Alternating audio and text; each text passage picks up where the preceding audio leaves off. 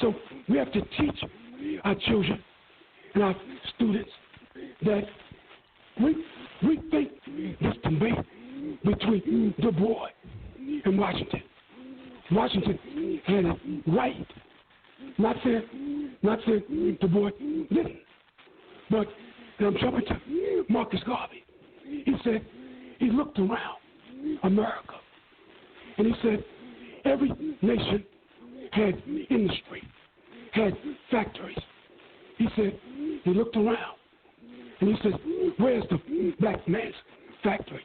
Where's the black man's industry? Elijah Muhammad, he said, my teachings can be summed up in 6 words. He said, get up and do something for yourself. So education has to be about how we had last year, Brother Bruce, Brother Mark, other brother. Yep. We had a gross national product, GNP, of $1.7 trillion. Why are we so poor? Why don't we own hotels? Why don't we own movie theaters? Why don't we own athletic arenas? Because nobody taught us how to invest, how to turn money to empower the people, not just a class of people, but to empower the masses of the people. That's what has to be. It ain't about making a small percentage black people rich and wealthy. We have to share in this wealth. So I appreciate Bernie Sanders because whether he believe it or not, he's teaching and saying some things that makes sense. So I told my daughter, I said to her, I said, you think about not just majoring in liberal arts, but you think about acquiring a trade, something that you can take across the world. You know, I finished North Carolina Central, middle class black school, petty bourgeoisie. Okay, but Negroes talk about, I got my doctorate from such and such. I got my master's from such. What are we doing with this? Nothing. Right. Nothing. Mark, on my cell phone, a friend of mine was calling me, and I answered. I put it on mute so y'all couldn't hear me. But I got a good friend in Texas who's called me, and he graduated from NCCU. Did you see a 281 number come up? I did. I saw a 980 number come up. I did not see a 281 number that I'm aware of. Let me look real quickly and see. Oh yeah, I see a 281 number. See, I want him to make a comment. He finished NCCU, and this is Black History Month. His name is Dr. Philip Kipcott. Dr. Philip, are you there? Yes. Yeah, tell us a little bit about how you know Brother Bruce, and you said that you have a comment that you wanted to make as well. Yes, Brother Bridges and I were undergraduates together at North Carolina Central University, and we were graduate school together at University of Cincinnati. And he's a fine young man, outstanding citizen, and whatever he's doing, I approve of it. So, and he's a scholar. And and then before you got on, Dr. Kipcott, it's another brother on the line who finished NCCU, and he was called NCCU, a middle-class bourgeois university. And you didn't hear because you see Mark, Dr. Kipcott just tuned in, but he and Dr. Bridges and Dr. Knight, we talk about Central a lot of times, kid. Well, I like to correct that gentleman that called North Carolina Central a bourgeoisie university. North Carolina Central was a great HBC, and ain't nothing bourgeoisie about it. I don't know who he is, but he's way out of line. I need to be on that show with y'all to straighten him out. Well, you can be a guest at some time, but now let him tell you why he said that, Kid Carter. Then I think you'll agree with him. Yeah. No, I ain't gonna agree with him on that. I'll listen to what he had to say. I'm telling you, I think we can agree, disagree, and I think when we look at the history of Central, from its founder, Dr. Shepherd, on up, there's no doubt that Central was considered a class institution. So when you look at Central from its evolution, okay, you can look at yeah. So hello. So can you hear us? Can you hear us? Yeah, but I hear some lady saying something, but it wasn't clear to me what she was saying. Okay, that's Fahim. Yeah. That's Brother Fahim. Go ahead, Brother Fahim. He was talking about NCCU being a historically black institution that's based on a class system. Let him go ahead. Yeah. So it was a class institution. Can you hear me? It's a what? Can you hear me? He was saying it's a class institution. It's an institution based on class. As a matter of fact, Dr. Kifcott, and you also, Fahim, the brother who's talking, Philip, many years ago, they had to question y'all for going to that school because I had to send a picture in because it was based on it was a complexion thing at one time at Central. Kitty, you know that too, right? Complexion. Yeah, but the thing about it, that was segregated, and they were selecting who they wanted to select. But it was not a bourgeois middle class university. I came from Gastonia, North Carolina, the worst poverty in the world. So I'm not bourgeois or middle class. And I got a first-class education at North Carolina Central University. And I like to go on record to rectify that with him.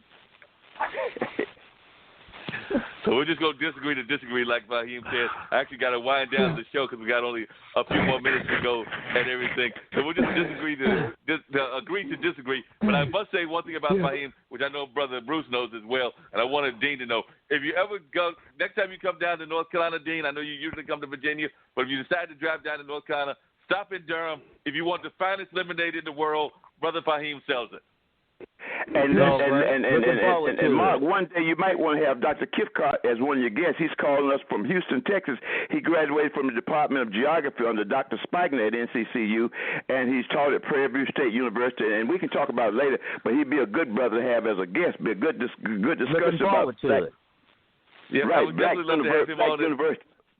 Yeah, well, I'd love to have him as a guest to talk more about Central as well as what he's doing at Prairie View and geography and things of that nature. So I definitely will reach out to him, or I'll reach out to you to get him on as a guest. But I would love to have that happen.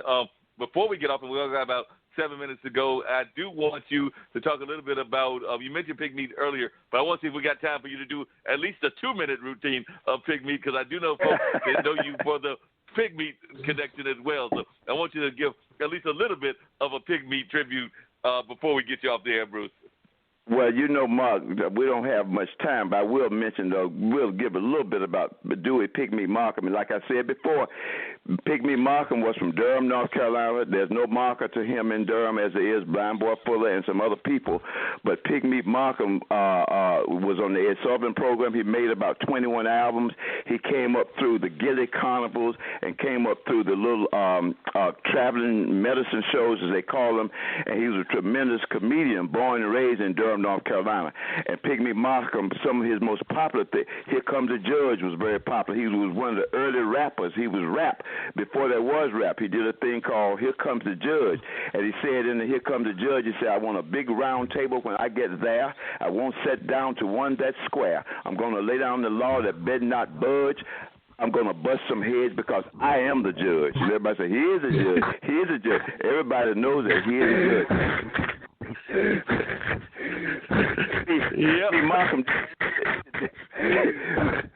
Fahim likes that. Pigmeat Markham did another good they often did on the Ed Sullivan show called Have You Seen My Wife? And I did a rendition of Pigmeat Markham. I opened up the show for Gerald Austin from Henderson, North Carolina, and the Manhattans. I opened up the show doing Have You Seen My Wife? And that's also a very good routine by Dewey Pigmeat Markham. This being Black History Month, we need to remember these people. And Pigmeat Markham Don't forget the number, Bruce. Oh man, the number. I got the number. Well, how'd you get it? He said over the telephone. Then the other man said, I'm a runner, number runner. But Big Joe done told all his men, don't take no numbers after 10:30. The guy says 10:30 now and we can't win. Pig said, but I got a way I can slip them in. See, I collect in Brooklyn and along the dock. I don't get in before 11 o'clock. Then it goes on like that. But y'all had to pay for Joe. You didn't pay to get in here. But this is one thing that's so beautiful about the culture and heritage of black people as we begin to wind down, Mark. That is, we are so diverse. We can attack our culture musically. We can do it orally because everything started from the African oral traditions. In West Africa, the griots would sit around in the communities and tell stories. And this is how Alex Haley was able to learn about his ancestor, Kunta Kinte, from down by the Kambi-Bilongo River, from listening to the griots. So the griots took this knowledge, this information, the stories and the tales, and they came across the Atlantic Ocean on not on the Pinta, not on the Nina, not on the Santa Maria, not on the Mayflower, but they came across on the Jesus, the grace of God, and they came across on the Angel. These were the ships that African people came across on. And they brought that with them and took it to Alabama and Mississippi in the juke joints. And they started talking about shine and the signifying monkey. Talked about how the signifying monkey was dressed in a black velvet vest, diamond stick pin in his chest. He didn't have as much hair as he had on here. But what little bit it did have, he had that gas. He didn't have as much as he had on your ass, but what little bit it did have, he had that gas. So we took these creatures and these animals from the communities and of Africa and brought them to America, and we personified them, and then this is where rap music actually came from, you see. But nobody tells us this, but this is Black History Month. Thank God for Dr. Carter G. Woodson and W.B. Du Bois and Marcus Garvey and Denmark Beasley and Elijah Muhammad and David Walker and Sojourner Truth and Harriet Tubman and Toussaint Louverture and Kwame Nkrumah. And as Malcolm said, we can talk all day long, but you can never go into the beginning of the history of the black man of the earth because it goes back too far. Hey, Bruce, we're closing out. Let me say this real quick. The Chitlin circuits. Right. Durham attracted James Brown, Sam Cooke, Fats Domino, Tina Turner, Miles Davis, Charlie Bird Parker, Bobby Nivelle, Otis Redding, Billie Holiday, Clyde McFadden. Right down on Pettigrew Street in Haytown on Pettigrew Street, Biltmore Hotel. Yep, they all stayed here. Quite a few of them performed at the Stallion Club, which we've talked about on this show before, and it was a very popular spot. And one of the things I got to give you a shout out, I did not see her call in this time, but I know she'll probably listen later. It's also good seeing that not only are you continuing the legacy, still doing this powerful work yourself, meaning both you, Bruce, and you, Fahim, but you are passing on that legacy because I know that, Fahim, your son is still performing drumming and doing a lot of other things and helping you with your business along with your wife. And I know for a fact that your niece, Bruce, has got a major theater company, and we've had her on the show before, that actually explores a lot of these questions at a more modern kind of context. Some would call it a millennial context that she's been doing now for a number of years. We're going to have to come back. Yeah, we're going to have to come back. We don't have much. Come back. Right.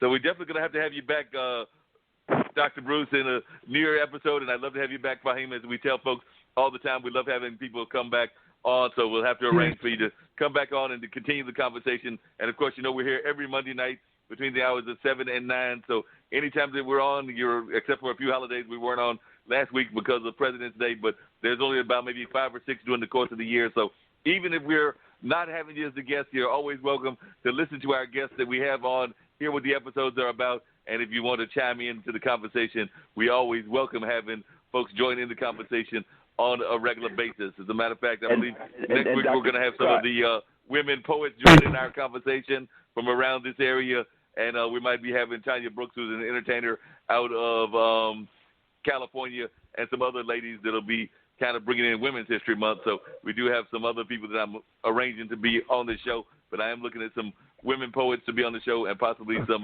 folks that are involved in the arts that are from our